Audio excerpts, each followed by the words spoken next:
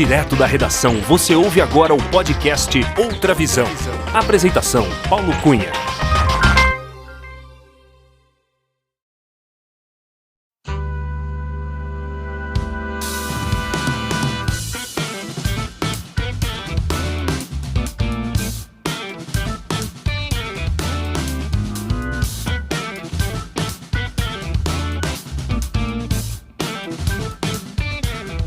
Olá! Seja muito bem-vinda, muito bem-vindo ao episódio 89 do podcast Outra Visão. Eu sou Paulo Cunha, o Paulão, e falo da redação da Outra Visão Comunicação em Belo Horizonte.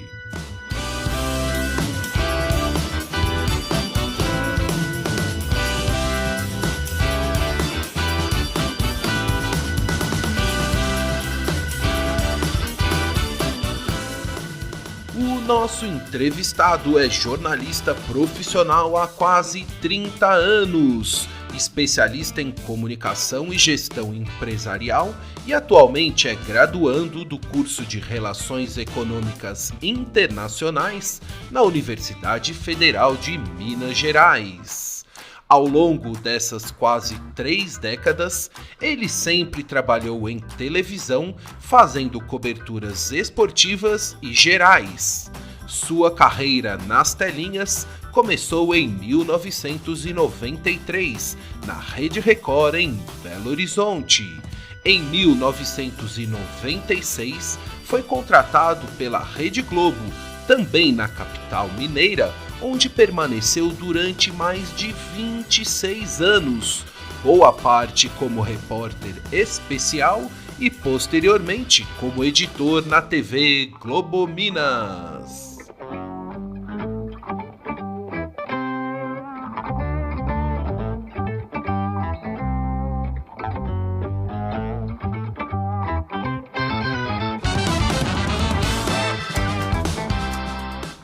Apaixonado por música, esportes, comunicação, economia e tecnologia, ele também é músico e guitarrista, tem banda e já tocou com vários artistas famosos.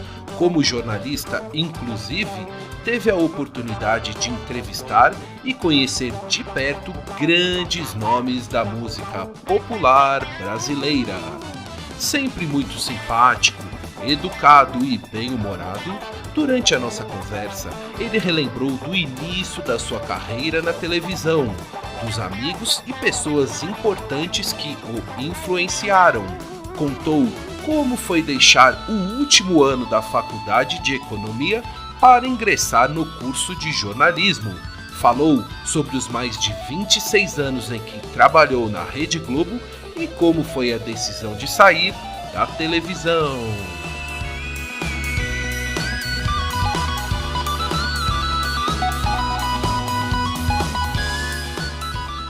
Ele também contou sobre o novo momento de sua vida, explicou com entusiasmo sobre o curso de Relações Econômicas Internacionais, que está concluindo. Falou sobre direitos humanos, música, bandas, desafios da transição de carreira e, como não poderia deixar de ser, deu uma verdadeira aula sobre as boas práticas no jornalismo.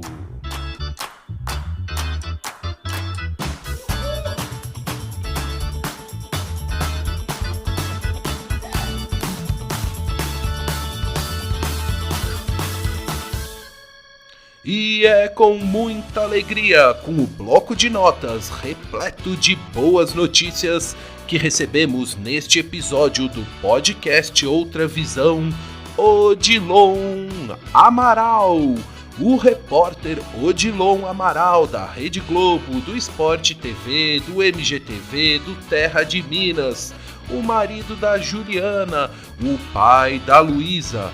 Um jornalista muito competente que eu admiro, um profissional cujo trabalho eu acompanho há muito tempo e que eu sei tem muito a nos ensinar e várias histórias para contar.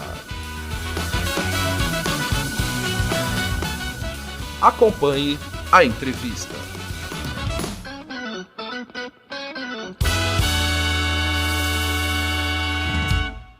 Alô, Odilon Amaral, tudo bem com você, Odilon? Salve, Paulo, meu grande amigo, que prazer estar com você aqui.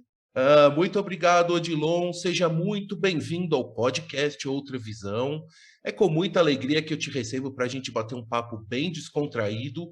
Muito obrigado por aceitar o convite e por prestigiar este podcast. Odilon, eu gostaria de saber de qual cidade você está falando neste dia 23 de novembro de 2021. Estou na nossa querida Belo Horizonte, cidade onde eu nasci e vivi até hoje, meus 53 anos. Você então é natural aqui de BH mesmo, Odilon? Sim, Paulo. Você de qual região, assim, tem algum bairro assim que você foi criado? Tem alguma memória assim de alguma região da cidade especial? Eu fui criado basicamente no Funcionários, com incursões assim muito frequentes no São Lucas, onde eu ia soltar papagaio e jogar bola quando eu era menino. Então mas o jogar bola, você seguiu mais um pouco jogar bola ou era só diversão mesmo? Não, eu fui federado, joguei futebol de salão até o juvenil. Depois continuei batendo pelada, né? Ressuscitei com a minha turma na Católica o time do Prédio 13, da comunicação de futebol de campo, junto com o Flavinho Anselmo, que era o capitão do time até. A gente criou o nosso time lá, disputamos alguns campeonatos lá no Campão. Mas essa fase federada terminou no juvenil mesmo.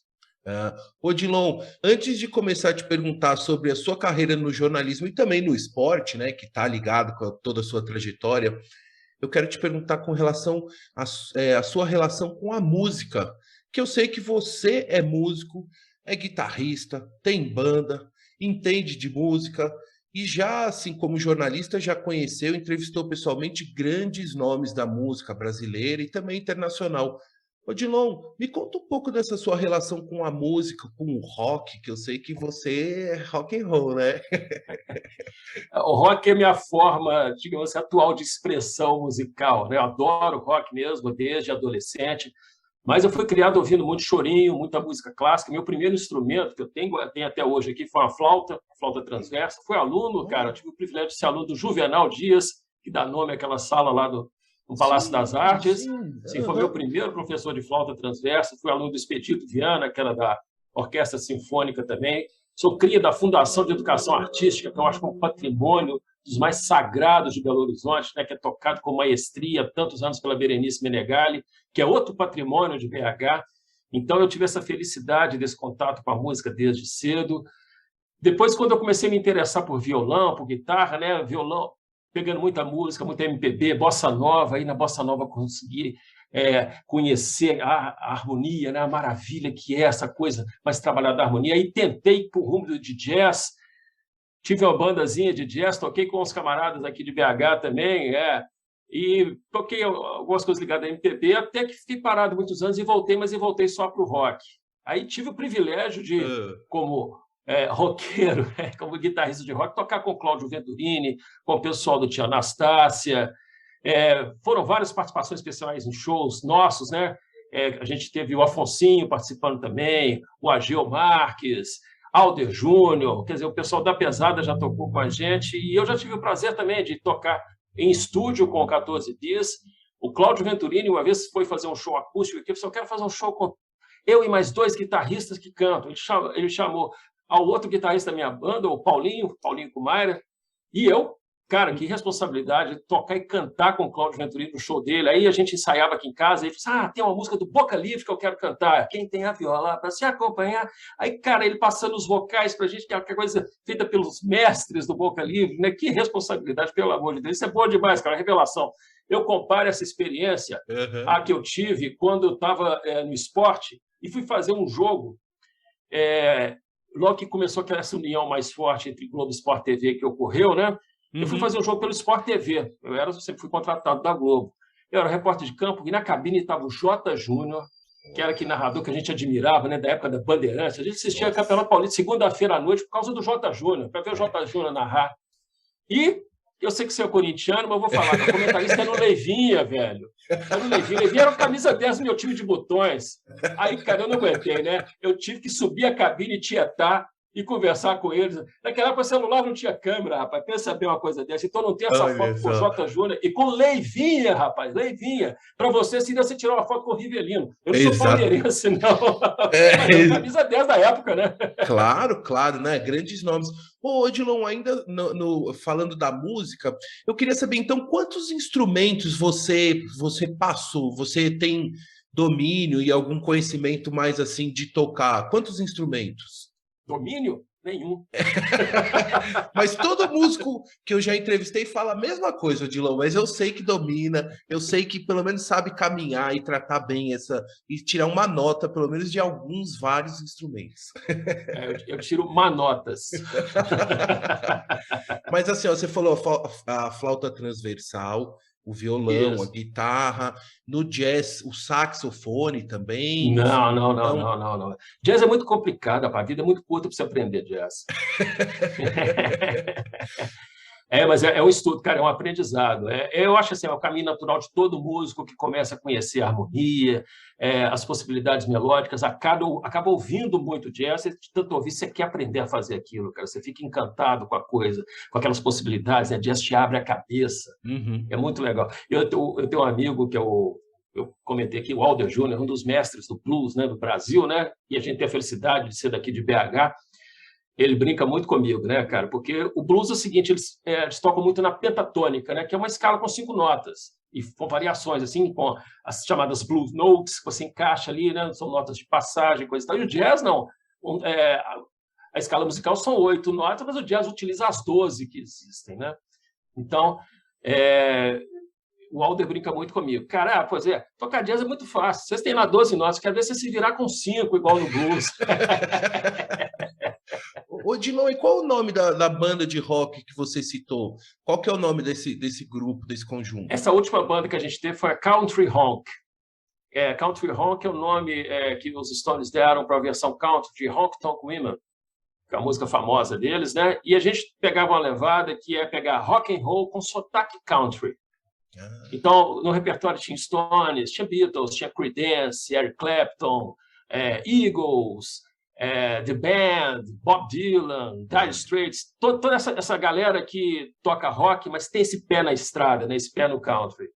Olha, e vamos acreditar aqui quem que fazia parte dessa última formação aí, quais eram os músicos, tinha outros jornalistas também na banda, como é que era? Não, essa banda, o único jornalista, o sofredor lá era eu mesmo. O Paulinho Kumar, esse guitarrista de mão cheia, cara, um cara fera, que é advogado. O Bruno Brasil, baterista da pesada também. No baixo, a gente teve um revezamento um pouco maior, mas o baixista mais frequente que a gente teve foi o Marcelo Tomé, que era da Anthology, né, que tocava Beatles, também Boca de Sino. E a gente teve o privilégio, né, do Vito Duarte, maestro Dom Vito, que é da Orquestra Sinfônica aqui de Minas Gerais. Ele tocava saxofone e violão na nossa banda também. Ele toca oboé, corno, inglês. O Vito é erudito. O Vito tocando sax era o melhor guitarrista da banda. Que legal. Odilon, e como jornalista, eu já assisti você entrevistando alguns nomes importantes da música brasileira. Como é que é essa sua relação como jornalista, tendo acesso também a entrevistar grandes nomes da música? Tem alguma memória, alguma lembrança especial de alguma pessoa que você entrevistou que você traz com muito carinho, assim? Cara, eu acho essa entrevista da minha vida como jornalista, abordando o tema música, foi o Terra de Minas que me proporcionou. Uma produção magistral da Juliana. A gente fez 2 programas para comemorar os 10 anos do Terra de Minas, 2 programas musicais. Então, nesse programa teve Tavinho Moura, Fernando Brant, Tia Anastácia, 14 Bis, Skank, uma galera mesmo, né, para mostrar qual que era a paisagem mineira que aparecia nas músicas deles. E eu tive, cara, o privilégio de entrevistar o João Bosco na casa dele, na Gávea, no Rio de Janeiro. O João Bosco, ele não é só um músico fabuloso, ele é um camarada fabuloso. Ele se preparou para a entrevista e fez uma pesquisa no repertório dele, e chegou, mostrou algumas músicas, olha, acho legal tocar isso, o que você acha disso, o que você acha daquilo, falar sobre isso, cara. E terminada a entrevista, ele estava numa fase assim, apaixonada pelo Clube da Esquina, pelo disco Clube da Esquina. Ele trocou o disco praticamente inteiro para a gente, cara, batendo papo, depois da entrevista. Então, esse é um momento marcante. Um outro que eu considero muito legal também eu era da Record ainda, fazendo esses jogos, essas peladas de artista com ex-jogador, né? Com essas coisas que tem, né? Era antes da Copa de 94. Estava aquela pressão, né, para o Ronaldinho, era o fenômeno ainda aqui do Cruzeiro, né? 17 anos, ir para a seleção, coisa e tal. Eu fiz uma entrevista com o Chico Buarque de Holanda, ele falando sobre a convocação do Ronaldinho sobre futebol. A gente não falou sobre música. Ele defendendo veementemente essa convocação do Ronaldinho. Isso foi muito legal. E fora, cara, as entrevistas que renderam amizades. O caso do Cláudio Venturini, virou um grande amigo. O saudoso Vanderlei, um cara fabuloso também. Isso me possibilitou aproximar muito dessas pessoas. O Fernando Brant, que era muito amigo da minha família, né? Do meu tio, o pai de mãe Celso Garcia, que era na época do rádio, aqui de BH, compositor, parceiro de Rômulo Paz, muito conhecido do Fernando Brant. Ele tinha uma ótica, o Fernando Brant era cliente dele.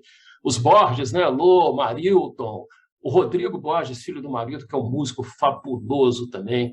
Vale muito a pena, você que está ouvindo aqui, vai conhecer o Rodrigo Borges, ele tem coisas fabulosas, realmente muito lindas, alguns arranjos do pai dele, que é um mestre, né? O Marilton Borges, a gente não precisa falar. Foi a primeira pessoa, aliás, a tocar em público a música Clube da Esquina, né? Que é a composição do irmão dele, caçula do Lô. Uau, Odilon, uau, que aula, hein? Que aula. Odilon, e agora eu quero entrar, então, no jornalismo. E a primeira pergunta nesse ambiente jornalístico, eu queria saber, assim, como nasceu ou surgiu o desejo de você seguir a carreira como jornalista? Tem alguém na sua família que trabalhava na imprensa, que era jornalista? Quem te influenciou, Odilon? Cara, eu fazia economia na UFMG, na FACE. Olha! Eu entrei lá em 1986, no milênio passado, né? E aí, eu peguei o Plano Cruzado em 86, peguei Plano Verão em 88, Cruzado Novo em 87, peguei Plano Collor quando eu estava saindo da faculdade, ou seja, é uma época que se falava muito de economia, hiperinflação. Eu vi essas coisas na imprensa, assim, ou eram indecifráveis para o leitor médio, as pessoas, né, estavam começando a tomar contato, não é igual hoje, né, que a gente tem muito contato com esses termos da economia, são mais presentes no nosso dia a dia. Na época não era complicado. Ou eu via a coisa mal traduzida. Então eu sentia essa necessidade, putz, tem que falar para as pessoas o que está acontecendo, tem que explicar para elas, né? Aí eu comecei a pesquisar, não, será que tem um negócio, eu formo economia, agora tem uma pós-graduação que me dá permissão de exercer o jornalismo? Aí, cara, eu fui começando a interessar demais pelo jornal, resolvi um dia descer no prédio lá da FACE, era na Curitiba, quando estava Moyers no centro, tinha uma banca de revista na porta, bati o olho assim, manual do candidato da PUC. Peguei lá o manual, lá tinha guia de pagamento da Caixa Econômica Federal, que era do lado da FACE, entrei, já fiz minha inscrição para o vestibular. Resultado, passei. E não entreguei minha monografia de economia, fiz o curso completinho, todos os créditos, só não entreguei a monografia. O jornalismo aí me conquistou mesmo. Olha só, Odilon, que curioso. E aí, então, assim, você fez os 4 anos de economia, né? Todo o curso e tal, não concluiu, mas aí já ingressou no jornalismo. E você, quando que entrou na imprensa, começou a trabalhar em algum veículo? Como é que foi esse processo? Porque eu tô achando curiosa a sua história, que eu já ouvi a história do Milton Leite, que inclusive deve ser seu amigo, né? Grande amigo, é uma dessas amizades fabulosas que a gente fez nesse trajeto. Que ele também vem da economia, né? O Milton Leite era repórter de economia, né? Que aí passou para o esporte e tudo. Tem uma relação aí também dessa coisa. E agora é pianista, né? Tá? O Milton tá tocando piano. Eu acompanho ele também aqui, eu vi. Mas que legal, Odilon. E aí você, como é que foi? Então aí foi para o jornalismo. Aí, cara, nessa época eu sempre fui muito ligado a esporte, né? Sempre gostei muito de vôlei, de basquete, de futebol. Hoje eu ando meio afastado. Hoje o único esporte que eu acompanho é a Fórmula 1, que eu me programo para ver, coisa e tal. Mas, cara, sempre ligado muito ao esporte, mas com essa mentalidade. Eu quero escrever sobre economia, jornalismo impresso e economia. Era meu propósito na faculdade. Cara, mas aí, no meio desse trajeto, amizade com o Flavinho, né? Conhecendo o Flávio Anselmo, ele e o Carlos Valadares inventaram que eu tinha que fazer televisão. No meio do curso, eu não era formado ainda. Eu fui uma invenção, tá, gente? Pode culpar aí, ó. Meus padrinhos são, eu dou o nome aqui, ó, Carlos Valadares e Flávio Anselmo. Eu devo muito para esses caras que me inventaram. E aí comecei, cara, a participar do programa deles, cobrindo esporte especializado, e aí, às vezes, faltava o Afonso Alberto no Atlético, eu ia lá fazia, faltava o Orlando Augusto no Cruzeiro, eu ia lá fazia, o Flavinho não podia ir no América, eu ia lá fazia. E, além desses camaradas, teve o Cleiton Borges, que trabalhou com a gente também, gente boa, doidado. E, cara, fui indo. Eu já tinha costume a ir a campo de futebol, independentemente do time que eu torcia. Eu tinha uma turma que ia nos Jogos do Atlético, uma turma que ia nos Jogos do Cruzeiro, a gente frequentava o bar do Rogério lá, né? O ponto nosso.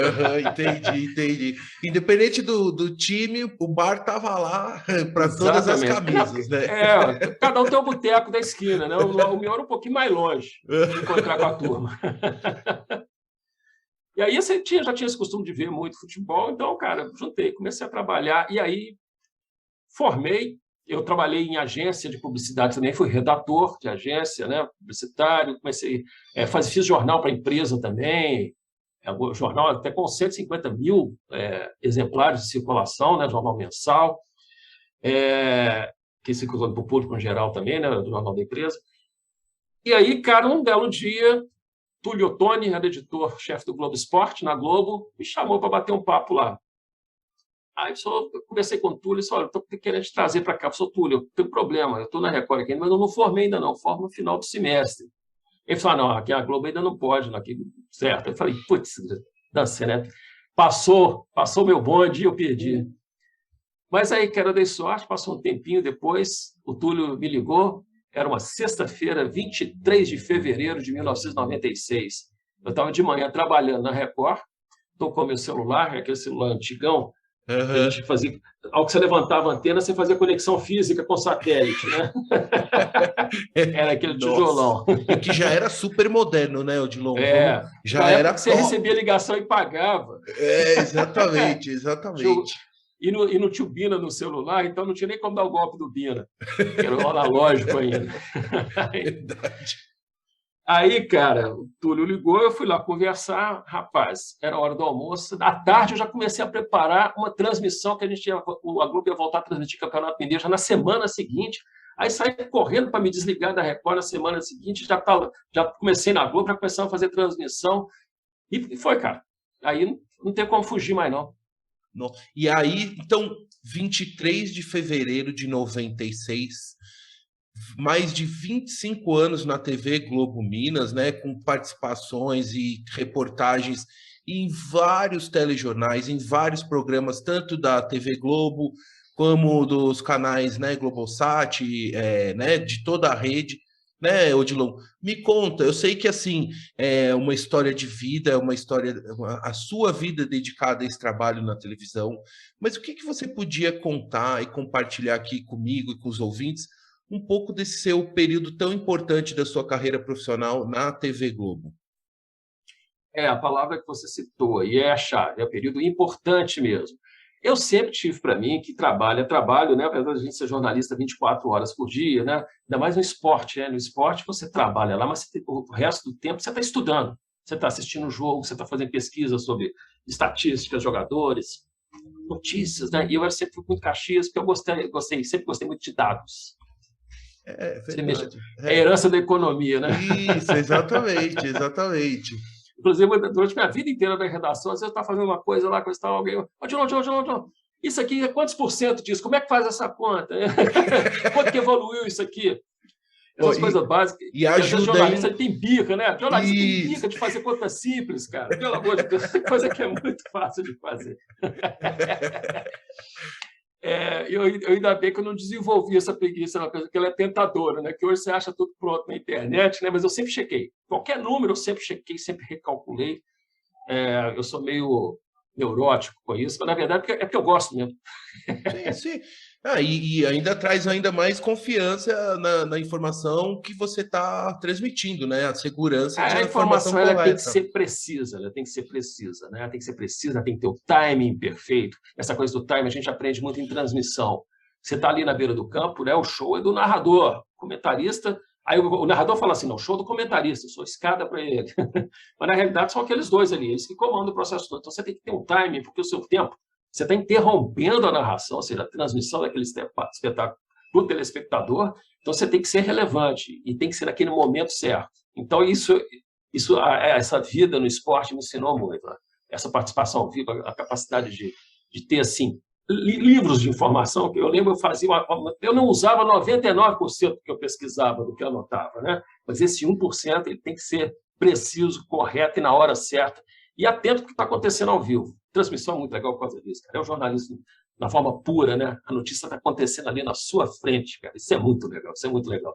Talvez das poucas saudades que eu sinto do esporte, fora os amigos, né? Os amigos, como você citou, o Milton Leite, alguns eu mantenho contato e coisa e tal. Voltando a falar de música, tem o Bob Faria, que a gente teve uma banda só com o pessoal da Globo também, The Swings, a gente agitou bem a noite aqui de BH com ela. Foi legal também. Ô, Dilon, e essa coisa da transmissão ao vivo, né, no esporte, uma audiência tão grande, né, as pessoas acompanhando, esperando, né, a notícia, a informação do repórter. Como é que no seu dia a dia, assim, você administrava a questão, assim, das viagens, dessa responsabilidade, dessa visibilidade também, né? Como pessoa, como profissional da TV, mas também que, de uma certa forma, acaba também interferindo na sua vida pessoal. Como é que é administrar isso, Dilon? Hoje, com rede social, é um cenário, mas há 20 anos atrás era absolutamente diferente. Como é que era, Dilon? Rede social, o pessoal brinca muito comigo, diz que eu tenho rede antissocial. Que eu movimento muito pouco, eu sigo pouca gente. Mas você administra da forma que é o seu interesse de aparecer, com relação né? à minha vida particular, eu sempre fui muito reservado mesmo. Agora, essa correria de viagem, um ano marcante foi quando o Atlético teve, por exemplo, para a Série B. A gente tinha transmissão dos jogos do Atlético, segunda, sexta, sábado. O Cruzeiro da Série A, jogando domingo, quarta. Né? Aí, às vezes, tinha América também, Série B. Então, eu não parei. Nessa época, minha mãe era viva, ela brincava, né? Disse que eu vinha a Belo Horizonte fazer o pit stop de Fórmula 1. Então, ela trocava as coisas da mala, saía de novo, cara. Pit stop nível Red Bull mesmo, né? De 2,1 segundos. Essas coisas foram me cansando, rapaz, Fora que o futebol mesmo já não era tão interessante. Eu comecei a olhar as coisas da geral assim, com mais interesse para o esporte a partir de um certo tempo, mas essa questão de ficar viajando muito, né, foi passando a me incomodar. Uma vez voltando de uma viagem no final do Campeonato Mineiro, em 2005, em Patinga, a gente teve um acidente de carro, eu tive uma lesão na coluna. Pois administrava-se, mas que eu dependo de fisioterapia até hoje, né? Olha. Não pude jogar bola mais, olha que dó. Olha só, mas nossa, que susto, hein, Odilon? Que susto, hein? Foi. Eu dei azar, fui o único do carro que machucou, tinha 4 pessoas. Nossa. Aí hoje eu tenho alguns problemas de coluna que eu dependo de fisioterapia e o esporte não me deixava fazer essa fisioterapia com frequência por causa dessa demanda, né? Então, de não ter horário fixo também, né? Eu apresentava a coluna do Esporte do Bom Dia Minas, mas tinha jogo à noite, às vezes eu tinha que inverter o horário, depois estar de volta de manhã. Aí tinha que cobrir treino à tarde, treino de manhã, então eu não podia ter um compromisso. Depois, quando eu me enxerguei, seriamente, olha, eu não posso ter um compromisso com a minha saúde, eu tenho que mudar isso, né? Tem coisas que são prioritárias.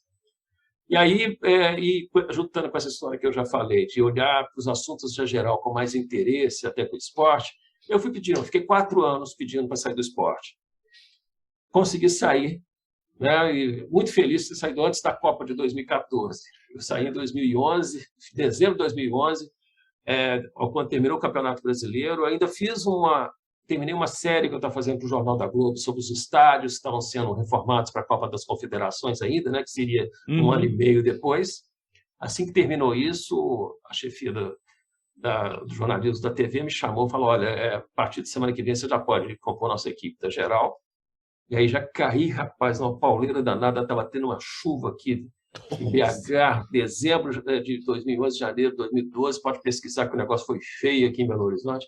E aí já entrei nesse ritmo, cara, com muita matéria bem feita, elogiada, né? Então, essa parte, esse apoio que eu tive, né? E essa condição de fazer a coisa, de ser diferente do que o pessoal da geral estava fazendo na época, né? Porque eu levei um pouco da visão do meu ritmo de trabalho, ritmo de matéria, mas já está adaptado à questão da geral. De ter feito, né, ter tido essa boa repercussão, de eu ter conseguido essa boa repercussão lá dentro e fora também. Aí, cara, realmente a escolha foi certa. Ah, que bacana. Odilon, e você, quanto tempo, para a gente fechar esse período no esporte, quanto tempo você ficou exclusivo do esporte, nesse ritmo, como você falou, das coberturas esportivas, transmissões, viagens? Quanto Cara, tempo? foram 3 anos na Record, no esporte, sendo que último ano dividido com a Geral também, e na Globo, de 96, no início de 96 ao final de 2011. Uau, uau, Foram 15 anos e pedradas, só direto no uau. esporte.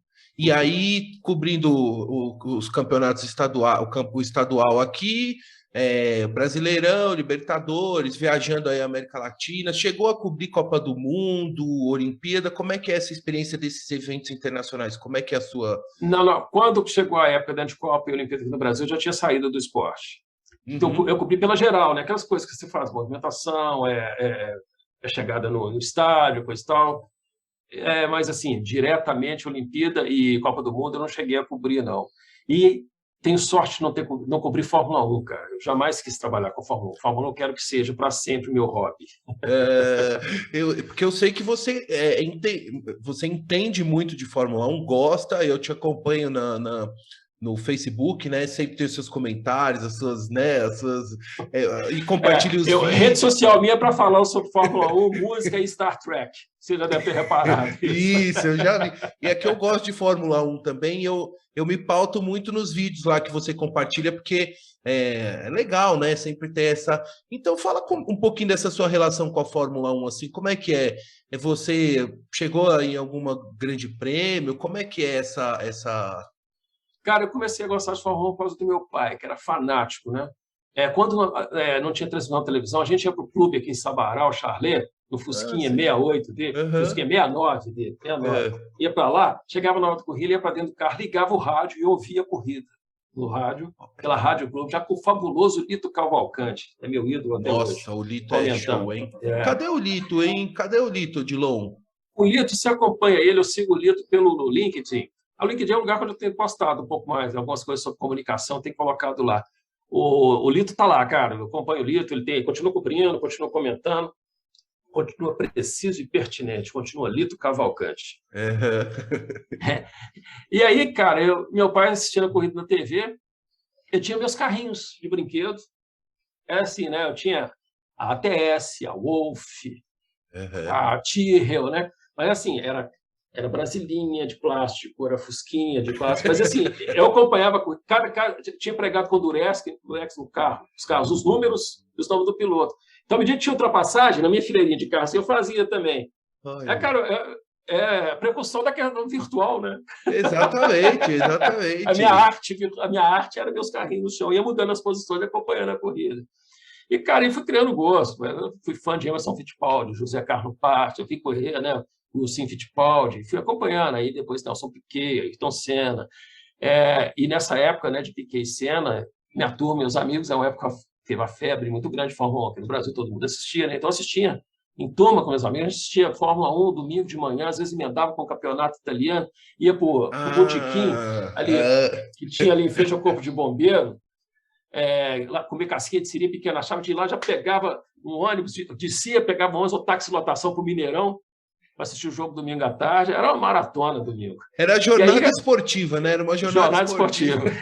Intensa, né? Com várias modalidades e com isso, cara, eu sempre tive essa ligação de fã mesmo, né? De aficionado por Fórmula 1. Ô, Dilon, e agora voltando um pouquinho aqui no jornalismo na geral, né? Em cidades, que, como você falou, teve essa mudança, você saiu da área de esportes e foi para o geral, né?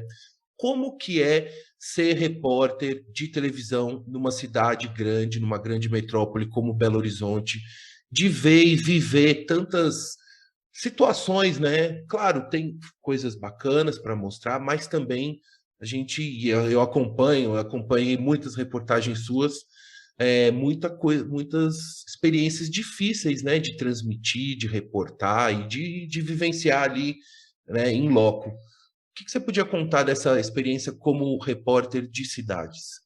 Essas questões difíceis, a Juliana deve ter falado para você no podcast para a gente cobrir, Mariana, Brumadinho, então foi tão perto da gente aqui, né?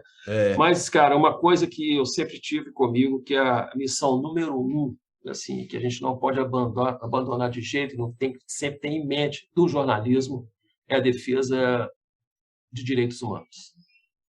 E direitos humanos em todo o seu espectro, que é muito amplo. É o direito à moradia, é o direito à água tratada, à educação, à alimentação, à saúde, à dignidade, à cidadania. E são essas coisas que a população é extremamente carente. E, assim, é uma população grande de Belo Horizonte. A gente vive na nossa bolha, né, de classe média, branco. Então, a gente tem dificuldade. Não é só através da tela da TV, ou através da tela do celular, através da tela do computador, que você fica conhecendo realmente isso, não. São meios, são canais de você realmente tomar contato, se interessar por isso e abraçar a causa. Aquela história, não adianta ser contra racismo, você tem que ser antirracista, você tem que ser antifascista. Você tem que estar do lado dessas pessoas que são extremamente carentes. Não é porque elas precisam, são coitadinhas, não, é porque elas merecem. Elas têm os mesmos direitos que a gente. Uhum. E a gente, como jornalista, a gente tem a obrigação de ser a voz dessas pessoas, de mostrar. Não é dar voz, não, porque elas têm voz, elas sabem falar por conta própria, mas é de dar espaço para que essas vozes possam falar. É de dar visibilidade para essa situação delas chegar à população, porque político está cansado de saber. Político vai lá de 4 em 4 anos ou de 2 em 2 anos para catar voto. São poucos os que fazem, ainda bem que a gente tem algumas raríssimas exceções. Mas a população ela depende muito, muito, muito do jornalismo sério, do jornalismo que é voltado para essas pessoas, sem um interesse próprio. Não é essa questão se eu vou abraçar determinado programa, canal, ou emissora, ou meio, abraça a causa negra, não para poder colher dividendos daquilo. Não. Os dividendos são da pessoa. São da pessoa. E hoje você tem essa questão, né, agora de governança, environment e social, né, que é essa sigla que está todo mundo adotando agora, né, ESG, que é para poder botar no balanço, na B3, ação na Bolsa, e ter uma certa reputação. A coisa vai muito além disso. Essas coisas têm que ser feitas não para o retorno de quem está fazendo, não, é para o retorno de quem precisa. Então, eu conheci pessoas no futebol que faziam trabalhos assim, espetaculares com a população carente, até com funcionários com salários mais baixos do clube, de dar cesta básica todo mês, coisa e tal, mas que não gostavam. Por exemplo, você fazia entrevista, vamos falar sobre isso que você faz, é um exemplo. Eu disse, não. Isso eu faço é por mim. Se eu não faço, não é para aparecer. Também o outro lado também, né? Essa pessoa fica... Se o tanto de instituição quer saber que aquele lá doando, vai correr. Está doando, vai correr atrás dele também, não vai dar sossego nunca mais. Mas isso é um pensamento legítimo mesmo. A pessoa fazer isso é por ela. Sim. Está querendo ajudar. E a função do jornalismo não é querer ajudar, não. A função do jornalismo é dever levar cidadania e dignidade, defender de forma intransigente os direitos humanos. Odilon, e nesse contexto que você está falando, a evolução da tecnologia, a abertura dos canais, né, de comunicação e de interação do próprio telespectador com as redações da TV, né, WhatsApp, todas as redes sociais, isso também, como você, como repórter lá na redação, como é que você recebia essa interação com o espectador, reportando as dificuldades e as necessidades e assim...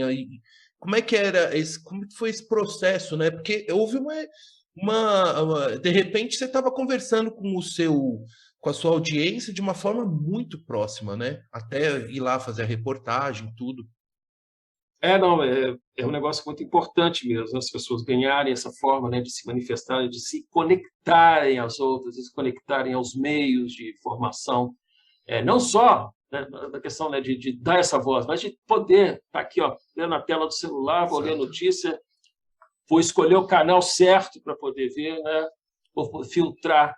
Então, busque todo tipo de informação e busque ver o que vier está por trás daquilo. Né? Monte o seu portfólio, né? Faça a sua curadoria de notícias. Cuidado com fake news. As fake news são muito sedutoras. A mentira é muito mais sedutora que a verdade, né? Porque é mais espetaculosa. Né? Então, há que ter um cuidado muito grande. Mas trouxe essa possibilidade para as pessoas terem esse contato com os fatos de forma mais próxima.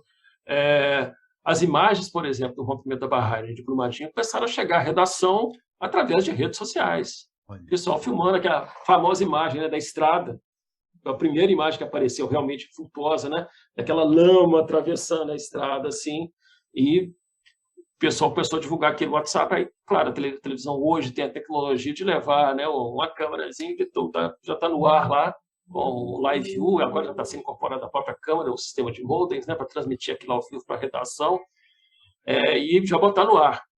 Então, hoje a tecnologia então, dá essa agilidade ao jornalismo, né, que tem que tomar um cuidado tremendo, mas isso não é por causa da imagem e da coisa rápida, não. Inclusive, o jornalismo escrito começou com isso, né, esse imediatismo que te leva a ler uma coisa, e a pouco ele sofre uma reviravolta, aí tem que ter aquela correção. Tem nada mais antipático no jornalismo que o desmentido, né? Uma coisa que a gente deve evitar ao máximo. E é uma ferida, né? Uma mácula na credibilidade. Então, tem que tomar... Hoje é essa sede, né? De querer dar a primeira notícia e de querer falar primeiro, de falar toda hora e coisa e tal. Então, a gente está tendo uma overdose também de informação. Então, por isso que essa filtragem que eu te falei, ela é muito importante. Nossa, que bacana, Odilon. É que a gente observa em alguns meios o afã de dar notícia a qualquer preço, a qualquer notícia, de qualquer jeito, de qualquer forma. E tem gente que engole ainda, né, Odilon?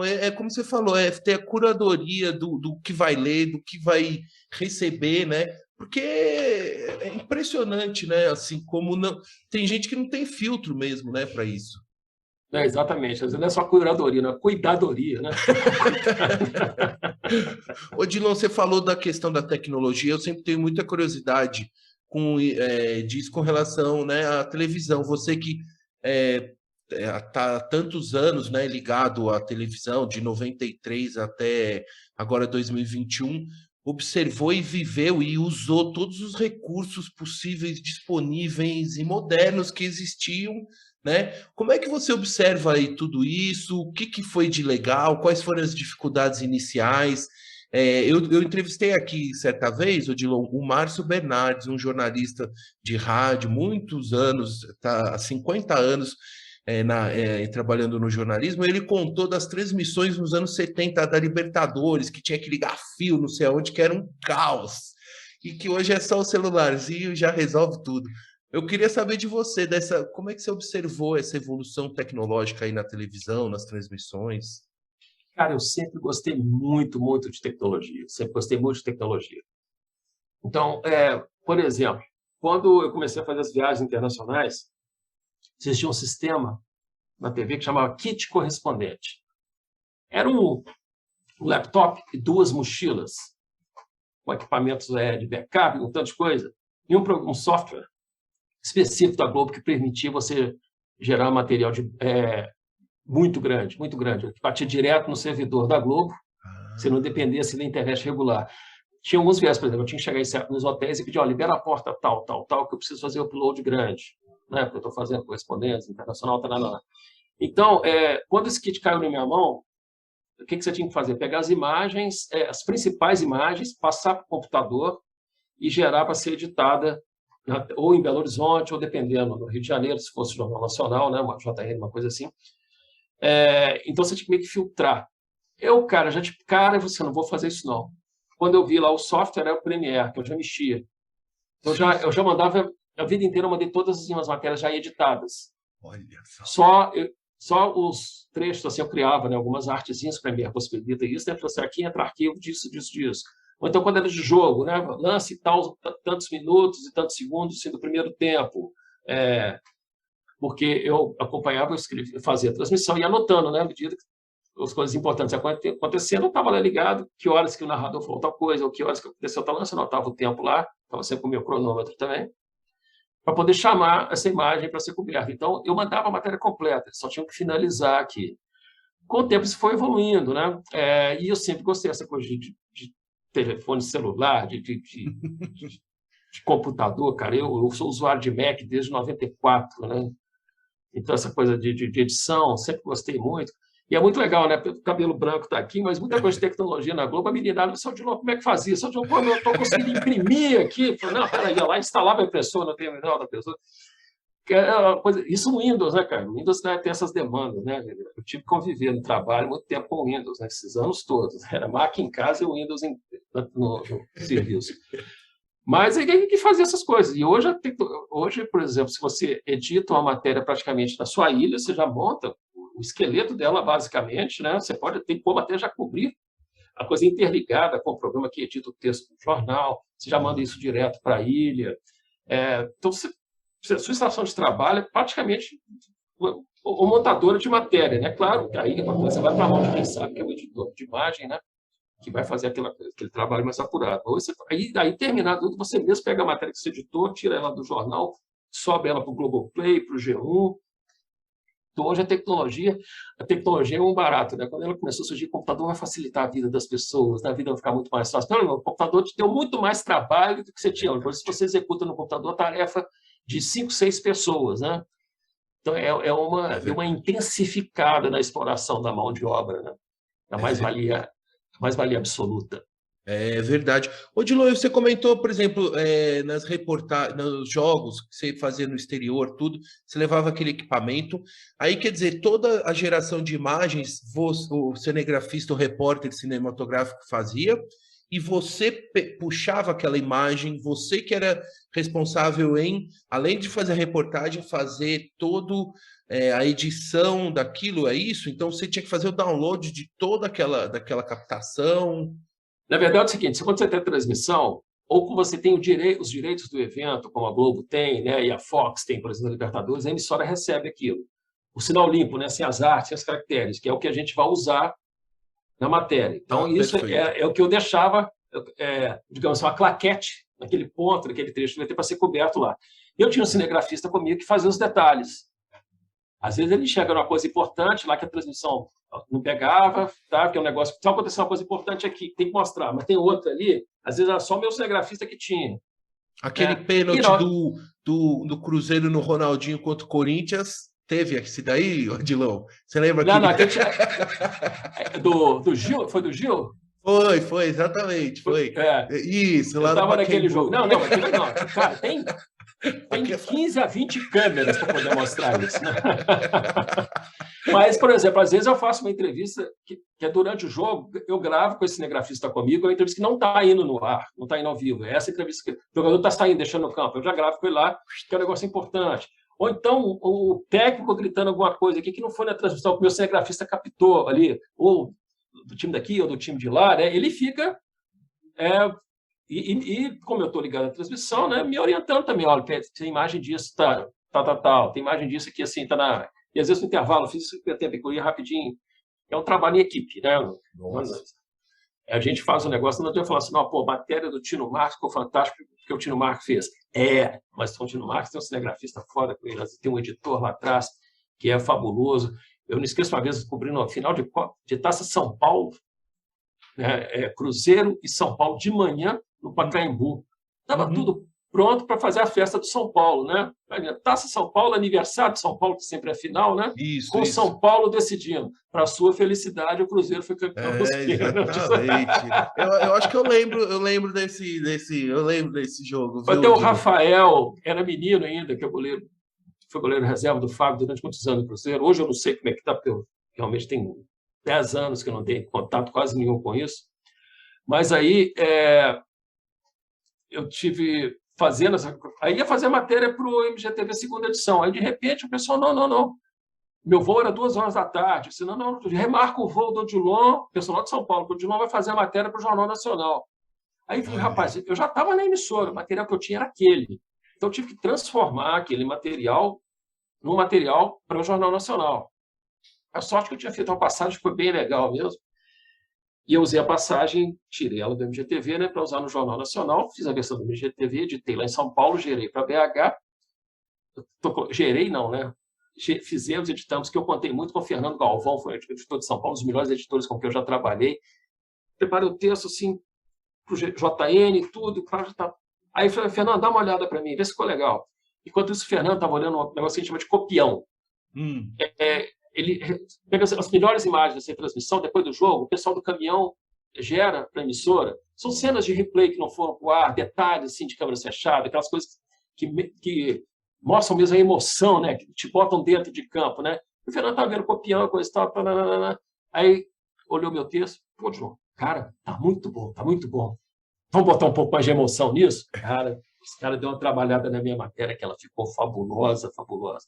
Então, a gente sempre conta com a participação dessas pessoas que tornam esse trabalho em equipe feito na TV tão encantador.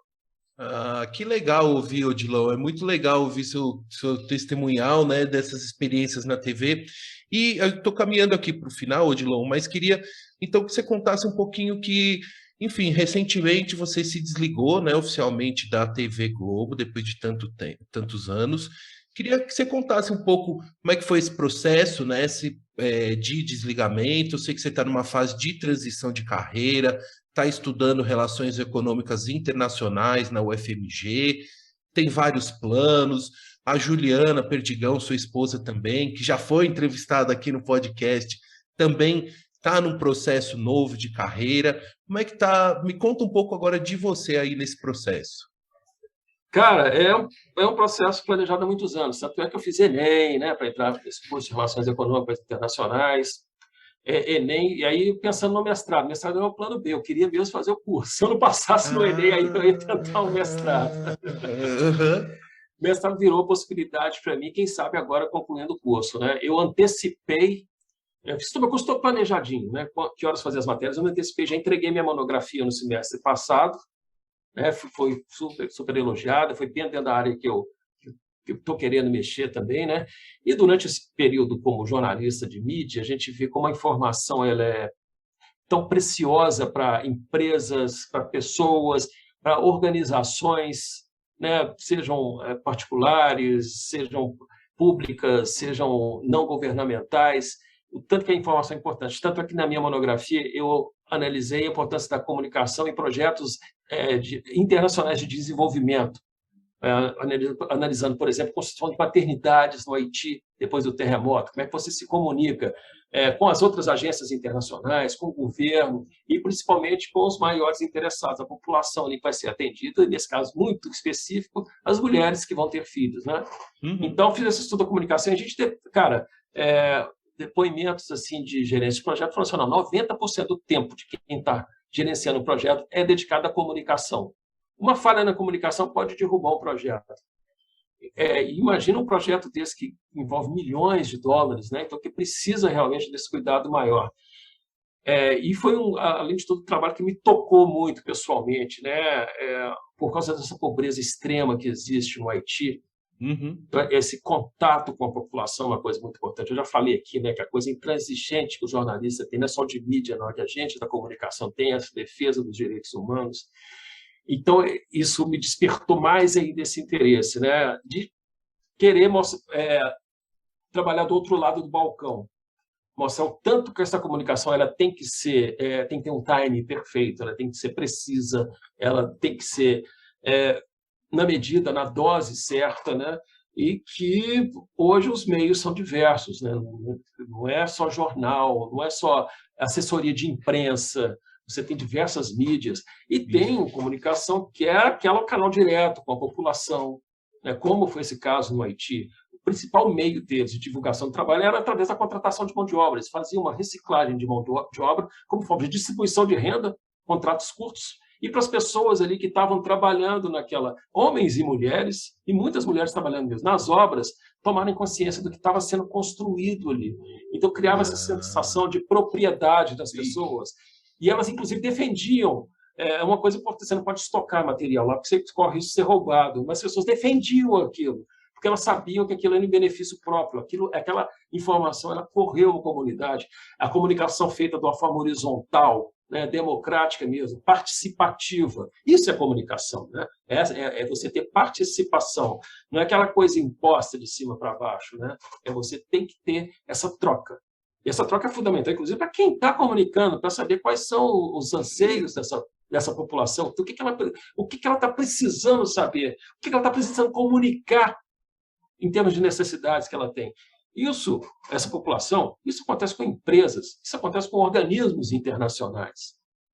Então, a minha experiência me levou, e esse meu contato com esse curso de Relações Econômicas Internacionais, relações são o quê, né, Paulo? São fundamentalmente comunicação. Exato, né? exato. Então, cara, isso aí me renovou esse meu fascínio pela comunicação. Que legal. Não só pelo jornalismo, né? Mas o jornalismo também é aplicado a isso. E aí, cara, eu tive até logo que eu desliguei da Globo, eu entrei assim, naquele turbilhão de querer fazer tudo e coisa e tal, que eu tive até que botar o pé no freio, né? Com excesso de entusiasmo, né? Calma aí, né? Vamos fazer um pouquinho também, como um amigo meu que saiu recentemente da Globo, né? Trabalhou um pouquinho com Cortina a Vida. Isso aí. Aí que eu fui atinar por ele mesmo. Eu estou nesse meu curso, tem 1 ano e meio que eu não tiro férias, né? Minhas férias estavam vencidas já quando eu saí, está próximo já de ter outras férias, né? Aí, cara, tirei o pé, estou dedicando agora a elaborar meus projetos com um pouco mais de... não é nem de calma, né? Mas um pouco mais devagar. E tirando o atraso, minhas coisas do curso, né? Capaz, eu deixei para o último período só matéria optativa, para ter um último período mais tranquilo, para exatamente preparar essa minha transição. Né? As matérias estão me exigindo para busca de algum professor meu ouvindo aqui, rapaz, gente, me ajuda aí, o negócio está danado só. Era para ser mais simples. O podcast Outra Visão está interrompendo os estudos do Odilon, né, Odilon? Mas tá no encaixe aí do Curtindo a Vida também, né? Porque a gente tem que perfeitamente. Né? Exato, curtir a vida significa conversar com os amigos também. Exatamente, e tem que registrar a sua história. Ô, Odilon, então assim, ó, economista, porque é economista de fato, jornalista, e agora qual é o título que recebe quando se forma em Relações Econômicas Internacionais? Rapaz, eu tenho essa dúvida. Eu tenho essa dúvida desde que eu entrei para o curso, né? Porque, bacharel em Relações Econômicas Internacionais, internacionalista é quem faz relações internacionais. O meu tem uma econômica no meio, e é um viés importante nessa história, né, de ser Relações Econômicas Internacionais. Com esse meu curso, eu tenho direito do registro, inclusive, de economista. Que bacana. Né? Mas eu acho que eu vou ser bacharel mesmo em Relações Econômicas Internacionais, porque é comprido o nome, né? Eu não preciso trabalhar esse nome ainda. Exatamente. Em inglês, como é que fica esse nome? Fica International Economic Relationship? Não sei. É exatamente isso, exatamente. É uma cadeira nova. O curso aqui da Federal foi uma demanda do próprio Itamaraty. É um curso novo. Porque a coisa de relações internacionais é muito ligada àquelas relações, né? Paz e guerra, direitos e coisa e tal. E hoje as relações são muito guiadas pela questão econômica. Você tem tratados comerciais. A questão, por exemplo, de distribuição de vacina no mundo tem uma relação econômica envolvida nisso. As atuações de agências internacionais, o Programa da ONU de Desenvolvimento, né, o PNUD, vai atuar para ajudar a reconstruir prédio público no Afeganistão, hospital em tal lugar, vai usar o NOPS, que é a agência de projetos da ONU, de execução desses projetos, tudo tem um viés econômico. Economia não é ganhar dinheiro, não. Economia é administração de recursos escassos. Economia hoje está muito ligada, por exemplo, ao meio ambiente. Né? Que recurso está ficando escasso para a gente hoje? É ar puro, é água pura, é terra. Nós estamos acabando com a terra, transformando em passo, as terras estão ficando inférteis. Então, economia é isso tudo. Ambiente. Odilon, eu estou observando, estou percebendo que futuramente eu vou ainda ouvir você como comentarista, ou na rádio, ou na TV. Olha só, hein? Se Deus quiser, acho que vai ser uma grande outra visão aqui eu já estou feliz. TV eu acho que não, Paulo. TV eu acho que já foi. Olha aqui, o tamanho da barba, o cabelo já não corta há muito tempo. Mas na rádio, quem sabe, né? A rádio é um veículo legal. Odilon... Tocando? Então... Odilon, e qual foi o seu último dia assim na TV? Porque é muito recente a sua saída, né? A gente está no 23 de novembro, foi em outubro, não foi, se eu não me engano? Não, tem 20 dias, foi 3 de novembro. Foi o primeiro dia útil de novembro. Olha que... Então tá recente, cara. Pois é, cara, engraçado, eu tenho que mexer com cortina mesmo, porque tá parecendo que tem 2 meses de tanta coisa que eu fiz. Odilon, para fechar, a última pergunta aqui, e seus planos futuros, né? Você contou já um pouco do curso que você está fazendo, mas assim, tem alguma coisa já desenhada para 22, 23, sei lá, algum curso no exterior, alguma coisa especial assim, ou realmente ainda está em aberto?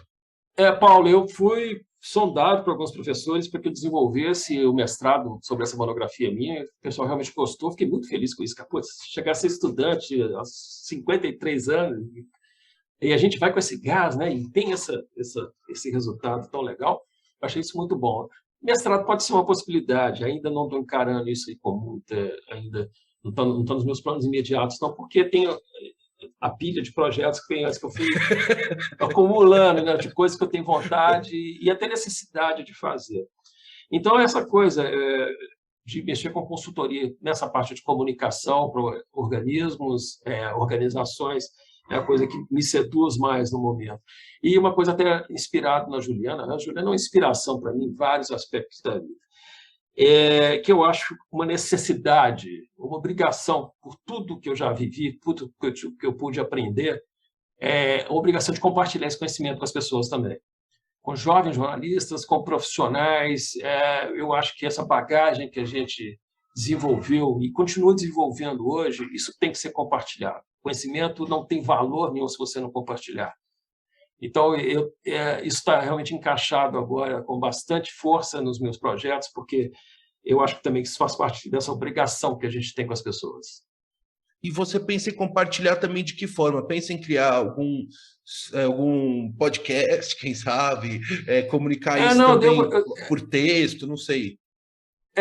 Em doses assim, homeopáticas, em artigos e tudo, mas eu penso em montar cursos também, com cursos curtos, com coisas específicas, né, nessas áreas que eu estudei. E, paralelamente mesmo ao curso de Relações Econômicas Internacionais, eu fiz curso no Banco Interamericano de Desenvolvimento sobre gerenciamento de projetos, sobre gestão de riscos, essa coisa toda me envolveu muito.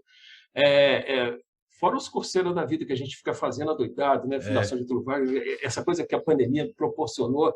Cara, eu lotei meu tempo de estudar. Se eu nem soubesse quando era novo que estudar era tão bom, né? A gente achava um sofrimento, mas é bom demais. Então, jornalismo de dados, né? Agora eu estou entrando também um pouco, estou estudando isso também.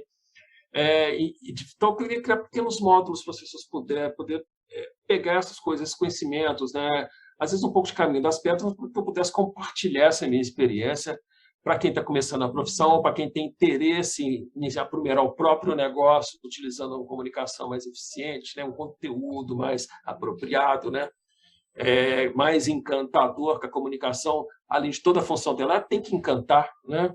Eu fazia as minhas matérias dos jornais, eu queria que a pessoa visse aquilo, gostei, que legal essa matéria, né? Isso. Você viu o que ele falou lá? Não só o conteúdo, mas a forma também passa a ser muito importante. São experiências, né, que eu acho que eu tenho a obrigação de compartilhar. Que legal, Odilon. Fico muito feliz e bom, estou sempre te acompanhando e convidando aqui já os ouvintes a acompanhar também o Odilon. Odilon, vou deixar os seus contatos na descrição desse podcast, o link, né? Para as pessoas também poderem te acompanhar. E para fechar nossa conversa, Odilon, primeiro eu quero agradecer muito a você pelo carinho, pela confiança e por dedicar um pouco do seu tempo para conversar comigo. Muito obrigado por prestigiar o podcast Outra Visão e contar um pouco da sua história, da sua trajetória e dos planos futuros. Foi incrível. Também, Odilon, eu quero agradecer a todos os ouvintes que acompanharam até aqui essa entrevista, a Juliana Perdigão, que vai ouvir até o final, a toda a família Amaral, todos os seus familiares e amigos. E para fechar, Odilon, gostaria que você deixasse um recado, uma mensagem final, pode ser um pensamento, uma reflexão, enfim, um espaço aberto para uma mensagem final para os nossos ouvintes. Cara, antes de mais nada, Paulo, eu queria muito agradecer a oportunidade de bater esse papo com você. Sabe que eu senti falta? Que todas as vezes que a gente conversou na nossa vida, a gente estava com uma tacinha de vinho na mão. É verdade. Essa vez a gente desculpa que foi virtual, né? Não foi pessoal o contato. Com uma taça de vinho e um belo prato, né? Em ótimos jantares, ótimos jantares. Exatamente. A lembrança é importante.